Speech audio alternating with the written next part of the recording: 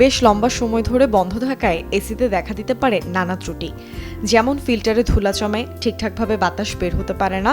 এতে ঘর ঠান্ডা করতে কম্প্রেসরের উপর চাপ বাড়ে, ফলে বিদ্যুৎ খরচ হয় বেশি।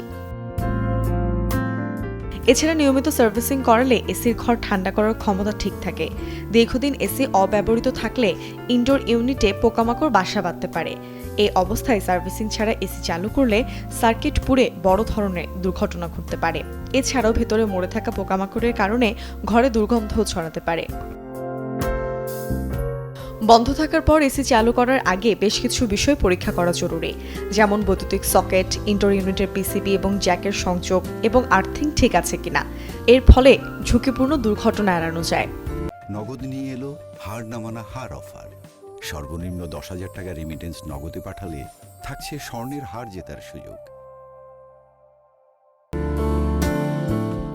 সার্ভিসিংয়ের সময় ইনডোর ইউনিট খুলে কন্ডেন্সার পরিষ্কার করা হয়। আউটডোর ইউনিটে কন্ডেন্সার, গ্যাস পাইপ এবং কম্প্রেসর পরিষ্কার করা হয়। একই সাথে রেফ্রিজারেটরের চাপ ঠিক আছে কিনা এবং কোথাও গ্যাসের লিকেজ আছে কিনা তাও দেখা হয়। এতে করে এসির সর্বোচ্চ পারফরমেন্স পাওয়া যায়। বাসায় যদি দিনে 14 থেকে 15 ঘন্টা এসি চলে, তাহলে বছরে 2বার সার্ভিসিং করানোর প্রয়োজন। প্রথমবার গরমের শুরুতে এবং দ্বিতীয়বার গরমের মাঝামাঝি। অনেকে আবার শীতের আগে আরেকটা সার্ভিসিং করিয়ে এসি বন্ধ রাখেন। এটি সবচেয়ে ভালো। রাস্তার পাশে বাসা হলে এসিতে ধুলাবালু বেশি জমে, সেক্ষেত্রে প্রয়োজন হয় বাড়তি সার্ভিসিং এর। Desk report, channel 24।